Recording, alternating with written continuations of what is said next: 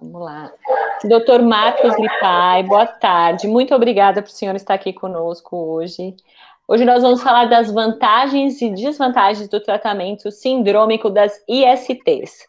Já começa que tem esse nome diferente, ISTs, né? Queria que o senhor se apresentasse, dissesse um pouco sobre o seu trabalho, o que o senhor tem feito, e explicasse para a gente o que são ISTs e por que o tratamento sindrômico é adotado hoje no Brasil.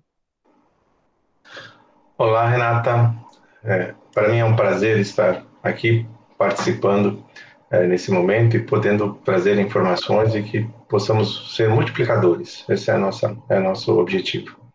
Meu nome é Marco Lipai, eu sou urologista de formação, tenho mais de 30 anos de formado, trabalhando na área de urologia geral, oncologia, cálculos, disfunções miccionais, disfunções eréteis, entre outros. Ou seja, nós fazemos a urologia na sua totalidade, lembrando que a urologia, especificamente, ela tem uma interface com várias especialidades, porque, do ponto de vista anatômico, o urologista trata da suprarrenal, trata do rim, trata de ureter, trata de bexiga, isso é comum tanto para homem quanto as mulheres, e especificamente no homem, pênis, escroto, epidídimo, e a partir daí todas as inter-relações que possam ocorrer. A interface que nós trabalhamos diretamente são, por exemplo, com os clínicos, com os endócrinos, os cardiologistas, ginecologistas, os infectologistas, entre outros, né? Então, é uma especialidade que tem uma interface muito grande. Então, eu acho que vai ser um bate-papo bastante produtivo. Com relação à questão que você nos colocou sobre a ISTs, que são as infecções sexualmente transmissíveis, e que foi atualizada pelo Ministério da Saúde no sentido de adequar ao tema, porque antigamente se chamava doenças sexualmente transmissíveis, né, as DSTs, que efetivamente não abrangiam todas as doenças de modo genérico, né? E a gente pode citar alguns exemplos de infecções que não necessariamente são adquiridas por atividade sexual, tá? Então, por exemplo, o HPV, ela tem a grande maioria delas, sim, transmitidas na atividade sexual, mas não é única exclusivamente, tem outras formas de contágio. Então, achou-se por bem adequar ao tema infecções sexualmente transmissíveis aquelas que são diretamente relacionadas à atividade sexual. Uhum. Eu queria falar um pouco sobre como é feito o tratamento, como é que o Ministério da Saúde orienta para que seja feito o tratamento hoje no Brasil. Me parece que ele é sindrômico, ou seja, é o mesmo tratamento, independentemente de ser uma infecção provocada por vírus, por bactéria. Quais são as incorrências de tratar igual para todas as doenças? Porque, na realidade, é o seguinte, Renata, a gente tem que imaginar que a infecção sexualmente transmissível, ela pode ter vários vetores. Então, o indivíduo pode ter uma infecção causada, por exemplo, ele pode ter uma uretrite. O que é a uretrite? A uretrite seria um corrimento, assim, vamos falar a grosso modo, um corrimento pelo canal da uretra, né? Mais comum nos homens, mas as mulheres podem ter também, né? Não necessariamente serem sintomáticas, mas os homens têm a presença de secreções, sejam elas uma secreção hialina, seja uma secreção purulenta saindo pelo pênis, ou efetivamente causando um ardor para urinar. E essa secreção, ela pode ter uma origem bacteriana, ela pode ter por um outro tipo de germe, como por exemplo uma clamídia, e assim por diante. A gente tem que ter vários fatores de agentes causadores, ou seja, os germes, vamos dizer assim, de uma forma mais sucinta, né? Isso pode ser, como eu falei anteriormente, pode ser uma bactéria, uma clamídia, ou um outro germe, e que você vai tratar especificamente esse germe de acordo com protocolos previamente estabelecidos, porque você não vai tratar, por exemplo, um fungo com antibiótico, você vai trabalhar com fungicida. Então, a partir dos protocolos previamente estabelecidos pelo Ministério da Saúde, tá?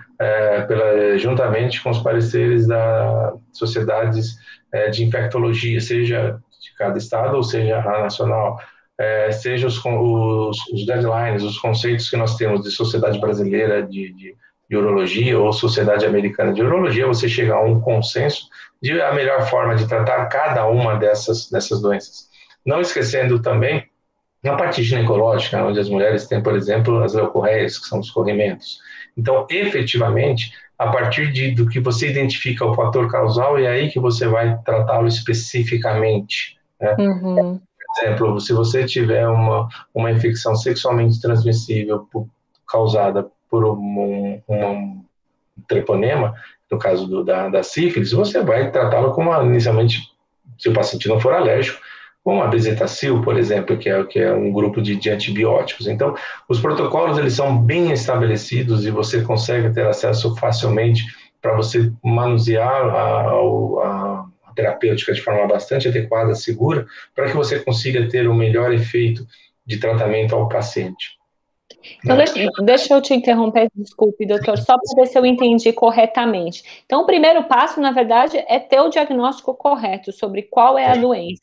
Se o paciente chega hoje no consultório do senhor reclamando de um prurido, de uma coceira, talvez de uma verruga, existe uma gama de doenças que podem ser, né, aquilo. Antes de medicar, é solicitado o exame para confirmar o diagnóstico? É isso que é feito hoje em dia? Sim, eu vou falar mais ou menos a conduta que é seguida de modo geral. Tá bom. Primeira coisa, você tem que conversar com o paciente, entender o que está acontecendo, né? A forma, primeiro, o tipo de relacionamento que ele tem, qual é a modalidade de relacionamento que ele tem, se tem uma relação homoafetiva ou não. Entenda que aqui a gente está fazendo medicina, tá? Uhum. Deixa bem claro, você tem que conversar com o paciente para entender como que é o seu dia a dia, como são suas práticas sexuais, tá? Uhum. A gente ouve de tudo em consultório, relacionamento com um, com dois, com três, simultâneo, em tempos diferentes. Então você precisa começar a entender primeiro o que está acontecendo, tá? Uhum. Qual é a forma de que eu costumo dizer que as floras, elas são as mais variadas possíveis, boca, ânus, vagina e assim sucessivamente. Então, a partir do momento em que você começa a identificar fatores de tempo e causa, ou seja, quando que foi que aconteceu, quanto tempo ele levou para manifestar, o que era uma secreção, era um gânglio, era uma dor, e aí você tira a história do paciente. Então, a história tem que ser rica em detalhes, e você tem que conversar muito com o paciente é como se você tivesse um quebra-cabeça. Quanto maior você tiver, mais preciso vai ser. Tá? A gente fala que a clínica é soberana, ou seja, o que você identifica, o que você consegue raciocinar, desde que você esteja preparado para isso, você chega muito próximo já do diagnóstico. O segundo momento é você examinar esse paciente, porque às vezes com o que ele fala não bate, não coincide com o que você está vendo, e aí você começa a fazer outras perguntas e você consegue concluir, se aproximar muito mais do diagnóstico. Muitas vezes você já orienta esse paciente que sai do teu consultório, ou já colha o material que precisa ser colhido e imediatamente após você já pode instituir um tratamento baseado no que você viu, na chance de acerto que você tem. Se você for bem preparado, você vai chegar muito perto de um acerto. E a parte de laboratório ela é muito importante no sentido de que vai confirmar a tua hipótese diagnóstica que você, né, chegou a partir daí. Mas você também tem que, pura e simplesmente, orientar o paciente que ele não pode, mesmo achando que ele está tratado, voltar a ter as atividades que ele tinha antes. Enquanto não se confirma, você não libera ele para a prática sexual, até por uma forma de segurança dele, né, e explicando que ele pode estar prejudicando outros. E as pessoas, né, com quem ele teve atividade sexual, ele tem que conversar com elas e pedir para que elas também venham a ser examinadas. Lembrando, por exemplo, bem clássico, por exemplo, que a gente fala das blenorragias, né, chamadas gonorreias, as descargas purulentas em uretra masculino, nem sempre elas são sintomáticas nas mulheres. Em até 70% das vezes, a mulher pode ter uma infecção e ela efetivamente transmitir e não ter sintomas. Então, por isso da importância de ela vir também a ser examinada, consultada e assim fazer alguns testes, né? Isso é um fato, né?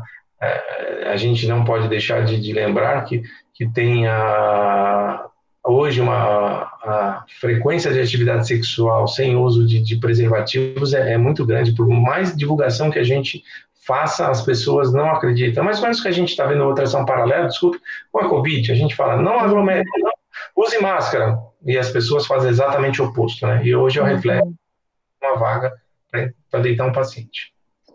Perfeito, entendi bem. Eu queria saber se esse tempo desde da amostra ser colhida até o resultado laboratorial chegar e confirmar o diagnóstico, se ele é longo, se é possível fazer o tratamento e terminar o tratamento nesse período. E eu gostaria que o senhor me explicasse, afinal, o que é o tratamento sindrômico.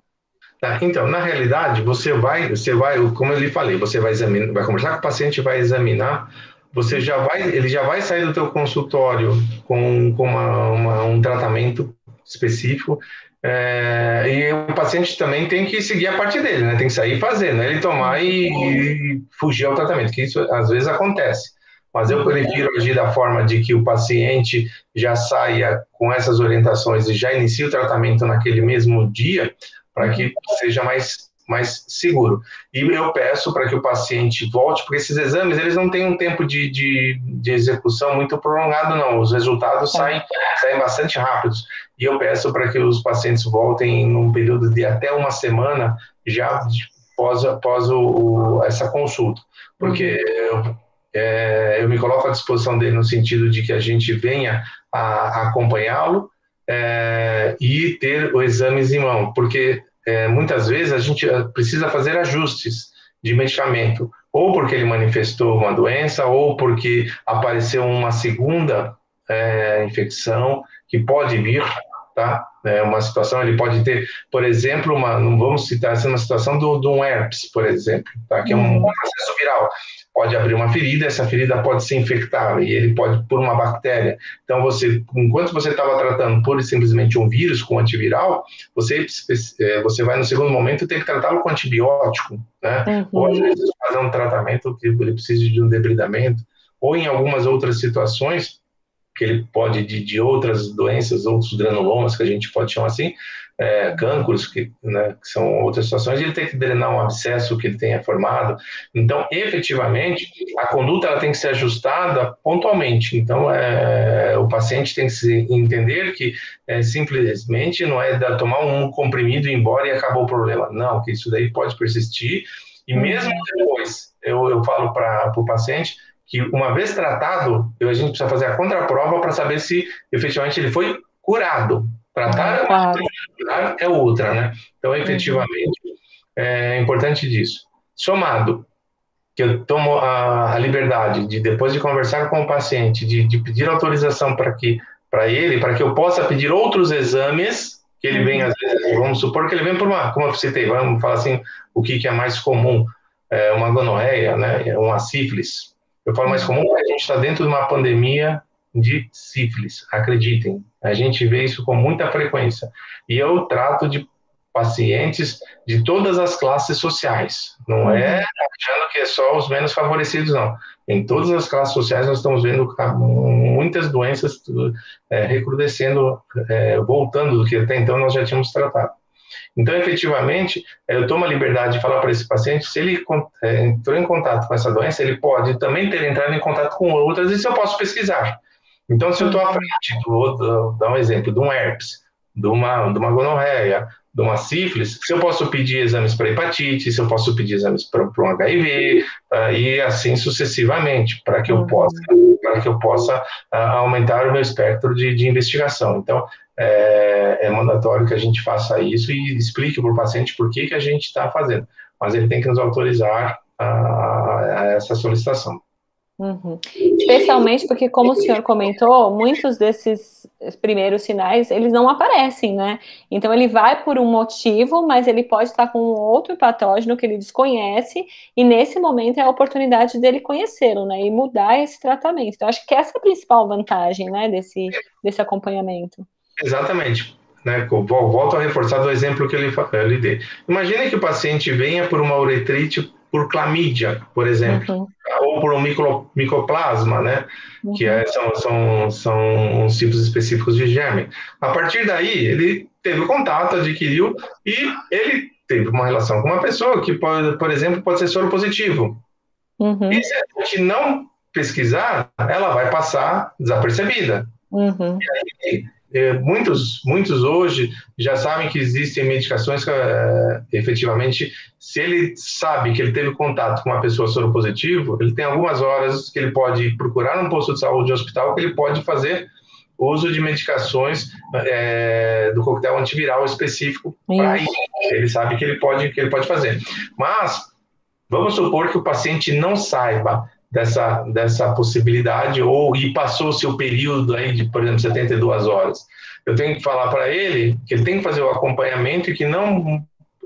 eu posso até fazer alguns testes rápidos, mas eu não vou ter uma chance 100% de acerto, que eu preciso esperar o período da janela imunológica, ou seja, o tempo que eu dou anticorpo se manifestar junto, né, do antígeno, para que ele possa virar, ter uma titulação, e o exame positivar ou negativar, para que a gente possa efetivamente finalizar a investigação diagnóstica e terapêutica instituída, né? Ou, a partir do segundo momento, você chegar e lá na frente ter que instituir outra. Por exemplo, eu tratei dele de um quadro sifilítico, mas ele entrou em contato com uma pessoa que era soro positivo, não teve tempo, e depois de um mês ela positivou, e aí eu vou ter que entrar com o coquetel para ele. Quer dizer, porque aí voltamos a trabalhar em equipe. Quem faz isso não é o urologista, quem faz esse tipo de acompanhamento e manipulação dessas drogas são os infectologistas, os colegas da infectologia, que tem um know-how, e aí a área deles. Né? Perfeito. E muitas vezes, em algumas situações, por exemplo, quando é uma prostatite, uma infecção de próstata, que pode ser de difícil tratamento e de tempo prolongado, nós esgotamos o nosso arsenal de antibióticos que nós temos na prática de consultório, eu preciso estender isso para um outro cenário de drogas mais potentes, vou encaminhar os colegas da infectologia para que eles assim procedam, né? Então, de forma que, uma vez que eu esgotei o protocolo de consultório, eu preciso da ajuda dos colegas. Seja porque o paciente teve uma infecção por uma bactéria que já era resistente aos antibióticos que são preconizados no protocolo, ou efetivamente ele pode ter uma comorbidade que também seja fator contributório para diminuir as chances dele, que o sistema imunológico dele não está pertinente. Isso está sendo frequente, doutor, essa resistência aos antibióticos comumente usados na prática clínica? O senhor tem visto isso nos últimos anos? Tenho visto muito recentemente. Eu vou dar o exemplo de um grupo farmacológico que são chamadas quinolonas fluoradas, que são um grupo de antibióticos, né, que nós usávamos com muita frequência para infecções urinárias, por exemplo. Tá? Mas era um antibiótico excelente de largo espectro. Tá? O que nós observamos hoje, tem vários estudos recentes publicados mostrando que os pacientes já chegam com uma resistência de mais de 30% ao antibiótico, tá? Então, e que seria a primeira indicação nele, né, de nós tratarmos. Então, a gente, efetivamente, se nós... porque a conduta mudou um pouquinho, né, recentemente. Hoje a vigilância sobre antibióticos está muito mais acirrada do que era antigamente. Você chegava na farmácia e comprava, né? Então a pessoa fazia automedicação. Então isso vai selecionando as bactérias, né? Elas vão criando resistência como se fosse, elas vão se adaptando. Então desse antibiótico que era excelente, hoje ele praticamente não traz o efetivo resultado que nós esperamos. Somado especificamente essa droga também, nós observamos que elas podem trazer alguns outros efeitos adversos que elas são contraindicadas, o uso dela, por exemplo, em idosos, que podem levar a alterações cognitivas ou pode levar a rupturas de tendão espontaneamente, quer dizer, então, usando, a gente vai aprendendo também o que pode e o que não pode. Então, não só na resistência bacteriana, que é fato, outras ações também impedem que nós façamos o uso de uma forma mais deliberada. Uhum. Então eu volto a falar do diagnóstico precoce e de sua importância, né? Eu acho que esse é o ponto-chave, talvez, da nossa conversa aqui, né? Eu queria perguntar quais são os exames mais comumente pedidos para diagnóstico de IST? Ainda são os sorológicos? Já existem exames mais modernos sendo pedidos? Como é que está isso? Então, na realidade, os exames você vai, primeiro, fazer exames sorológicos, ou seja, dependendo, por exemplo, numa sífilis, nas AIDS, nas hepatites, por exemplo, você vai tirar amostras de sangue Uhum. e vai fazer exames específicos para cada suspeita que você tem. Então, na tua solicitação, você vai especificar o que você quer e por que você quer fazer e para o que você está pensando. Não é um exame que vai ver tudo, né? Que nem paciente chega e fala assim, pede exame, eu quero saber que eu tenho tudo. Falo, não tem sangue suficiente, né? A gente brinca, não tem sangue suficiente para fazer tudo. Mas você vai, dentro da sua hipótese diagnóstica, você vai começar a pedir especificamente na sua suspeita clínica, seja Uhum. uma sífilis, seja uma AIDS, seja um herpes, né? Ou outras, se tem secreção, por exemplo, na gonorreia ou uma uretrite por clamídia, você pede para que tire secreção, né? Você, né, vai com cotonete, coleta a secreção e o laboratório assim processa, tá? Então, as técnicas hoje, por questões de genética molecular, os famosos PCRs, que está todo mundo ouvindo, né? Que são as replicações, tá? Por métodos de amplificação, são exames que trazem uma precisão diagnóstica bastante importante para que você possa fazer o diagnóstico e eles são rápidos, né? Você consegue ter o resultado precocemente. Lembra que eu lhe falei que em uma semana eu peço para que o paciente volte, né? Uhum. Fazer o laboratório processar, tomar os remédios e eu já tenho o resultado pronto para. E existe uma outra coisa que os laboratórios fazem também, que dependendo do que ele identifica na amostra, ele pode te chamar para conversar, para discutir o caso, para que você amplifique a sua investigação. Então, isso são o que a gente chama dos bastidores, né? Que os colegas que estão lá são os patologistas clínicos, eles se identificarem alguma coisa, ou uma suspeita, ou mesmo que a amostra não tenha reagido para que possa fazer uma contraprova, existe essa interface também a gente procede em algumas situações específicas, né? Bem, Outras amostras, por exemplo, como no caso do HPV, precisa ser uma biópsia, né? Então ele vai precisar tirar um pedaço. Então o exame ele pode ser desde de um tecido, passando por uma secreção, por sangue, por urina e assim sucessivamente para que a gente consiga identificar da melhor forma.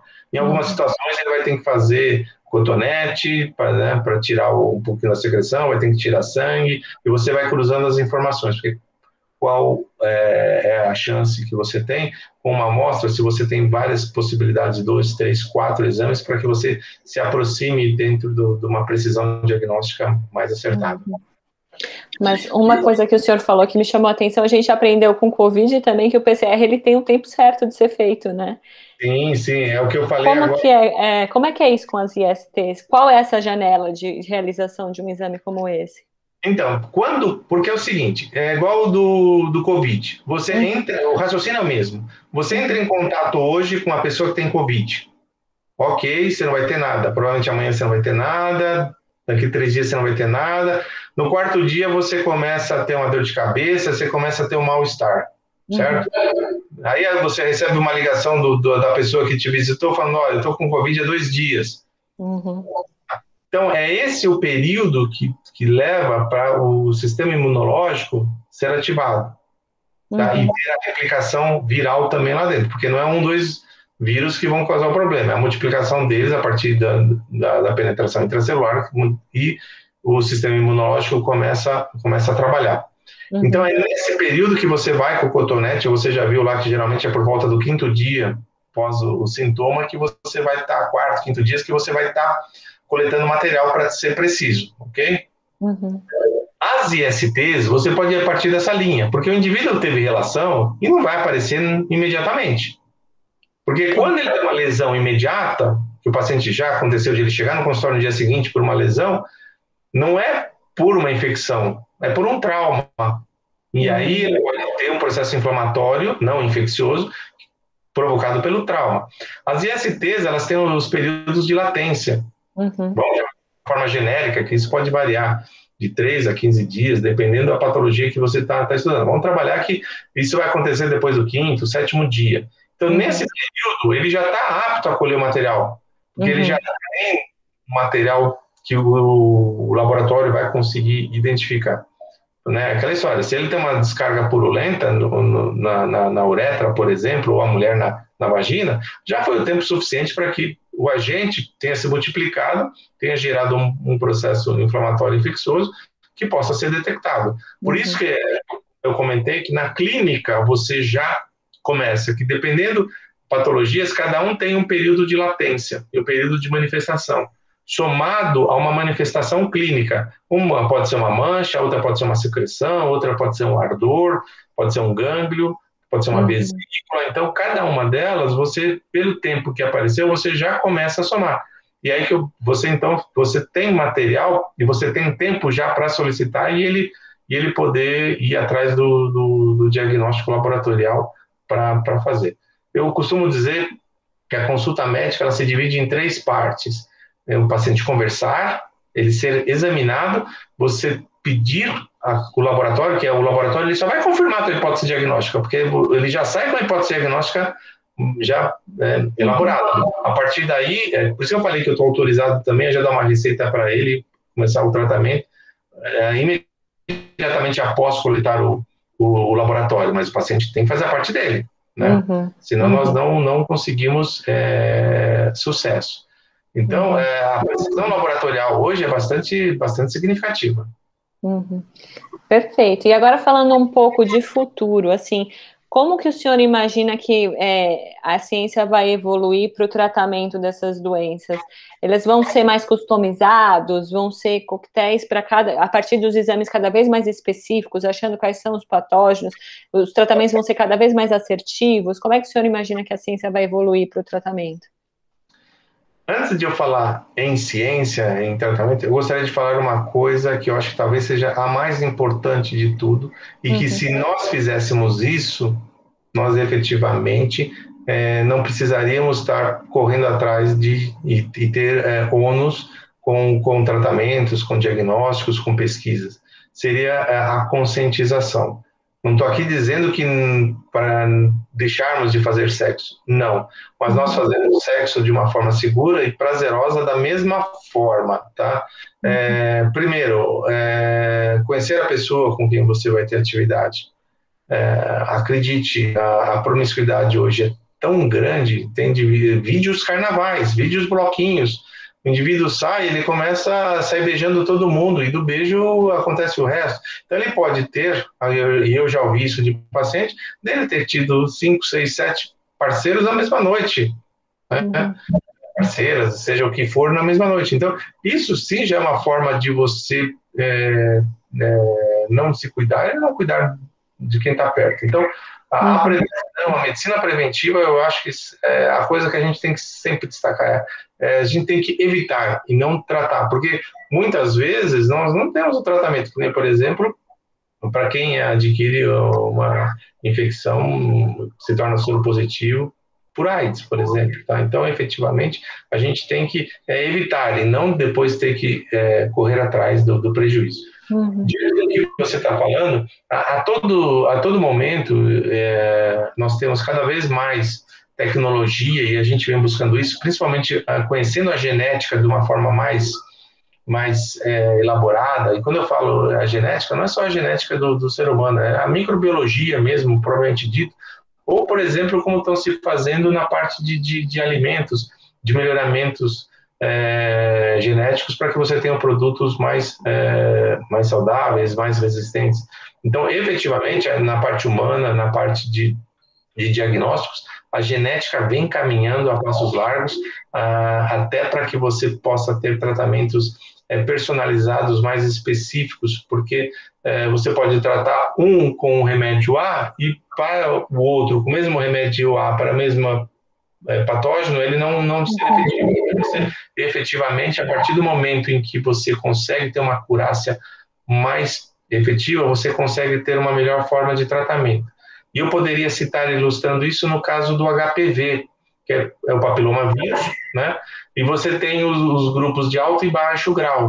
E você tem famílias que você tem números específicos que mostram se ele tem um potencial maior ou menor de vir a levar a paciente a uma manifestação de um câncer de colo de útero, por exemplo, de forma mais agressiva ou não. Então, isso tudo é melhoramento genético. Então, a todo momento nós estamos aprimorando a técnica diagnóstica, como eu acabei de citar. Com relação à parte de laboratório, eu posso dizer que os passos não são tão largos quando nós falamos de bactéria. Tá? Nós acreditamos que em 30, 50 anos a gente possa não ter mais antibióticos, da forma como está sendo tratado, preconizado, porque cada vez mais a vigilância sobre o uso indiscriminado de antibióticos é coisas que vem acontecendo. E nós, dentro do dia a dia, por exemplo, dentro de um hospital, a todo momento nós estamos tendo que conversar com o pessoal da CCH, que seriam as comissões de infecção hospitalares, para que a gente possa ou não fazer uso daquele antimicrobiano diante da justificativa que eu estou colocando diante da hipótese diagnóstica que tem. Porque antigamente era feito tudo de uma forma, eu acho que tem que ser tal, e usava. E aí foi queimando-se os antibióticos pelos motivos de resistência, entre outros, que eu acabei de citar. Então, os antibióticos, a gente eu não vejo a curto prazo grandes mudanças, porque as pesquisas não mostram que nós estamos tendo descoberta de novas drogas assim que sejam tão efetivas. Então, isso já é um fator preocupante nesse a curto, médio e longo prazo, né? Os antivirais, né, também é uma situação que as empresas farmacêuticas estão buscando, mas também não caminham tão rápido como nós assim desejamos. De AIDS, que desde a década de 80 a gente está buscando uma vacina ou um remédio específico e a gente não encontra, né? Então, mutações, as resistências têm que ser bem discutidas, porque não são de fácil acerto, né, para dar uma droga. Diferente da vacina que a gente está colocando agora. E a vacina, muitas vezes, ela é para um tipo específico de vírus. Se esse vírus muta, você tem que fazer uma nova vacina, uma nova variante. Então, em termos de terapêutica, nem sempre a gente está tão feliz quanto, muitas vezes, a parte de melhoramento dos diagnósticos. Então, é o que por isso que eu fiz a introdução. A melhor forma é você prevenir do que efetivamente ter que correr atrás de um prejuízo, que é o que a gente está vendo agora da pandemia, né? Imagina um antibiótico daqui 20, 30 anos. Qualquer resfriado que se tornar uma pneumonia, o indivíduo está morto, tá? Porque como você socorrer ele, porque não vai ter antibiótico, mas as bactérias vão estar resistentes e elas vão vencer a batalha. É o autocuidado, né, doutor? Eu ouço seu discurso, concordo, claro, e eu penso sempre em autocuidado, cada um cuidando do seu corpo, de si, e se tiver algo errado, procurar ajuda o mais rápido possível, fazer o tratamento, né? Voltar para o consultório para ver se foi tratado, curado. Acho que esse é o caminho. É a prevenção, né? Exatamente. Doutor, era isso o nosso papo de hoje. Agradeço muito a sua presença aqui com a gente. Obrigada. Espero que tenha sido bom para o senhor também, produtivo. E até a próxima. Eu que agradeço a oportunidade. É um prazer de estar com vocês. E me coloco à disposição para outras oportunidades. Muito obrigado. Obrigada. Vou pedir para o senhor aguardar um instante.